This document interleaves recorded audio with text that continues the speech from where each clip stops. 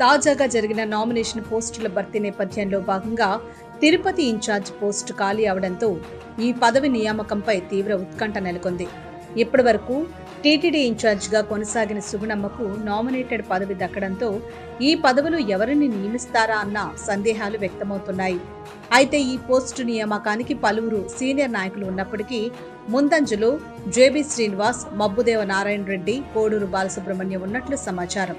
అయితే ఈ నెల 27, 28, 29 జరగనున్న తెలుగుదేశం పార్టీ ఆవిర్భావ వేడుకల్లో భాగంగా ఏర్పాటు చేసిన మహానాడు సభలో చంద్రబాబు నాయుడు తిరుపతి ఇన్ఛార్జ్ పదవిలో ఎవరిని నియమిస్తారన్నది అనౌన్స్ చేసే అవకాశం ఉందని పలువురు భావిస్తున్నారు.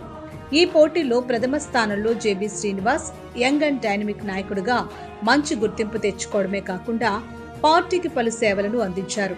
అంతేకాకుండా ముఖ్యంగా బలిజ సామాజిక వర్గానికి చెందిన నాయకుడు అవడంతో శ్రీనివాస్ కు ఈ పదవి దక్కే అవకాశం ఎక్కువగా ఉందని వార్తలు వస్తున్నాయి. రెండవ స్థానంలో ఉన్న సీనియర్ అండ్ పవర్ఫుల్ లీడర్ అయినటువంటి మబ్బుదేవ నారాయణ రెడ్డి వచ్చే అవకాశం ఉందని మరికొందరు భావిస్తున్నారు.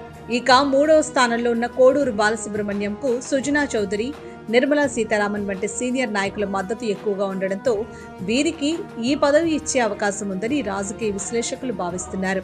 కానీ తిరుపతిలో బలిజ సామాజిక వర్గ ఓటర్లు ఎక్కువగా ఉండడంతో బలిజ సామాజిక వర్గానికి చెందిన శ్రీనివాసుడు కాదని వేరే వర్గానికి ఈ పదవిని కట్టబెడతారా అన్న అనుమానాలు పార్టీ నాయకుల్లో వ్యక్తమవుతున్నాయి. తిరుపతి ఇన్ఛార్జ్ పదవి నియామకం గురించి ఈ నెలాఖరున జరగనున్న మహానాడులో చంద్రబాబు నాయుడు ప్రకటిస్తారో లేదంటే ఈ సభ కంటే ముందుగానే అనౌన్స్ చేస్తారో వేచి చూడాల్సిందే.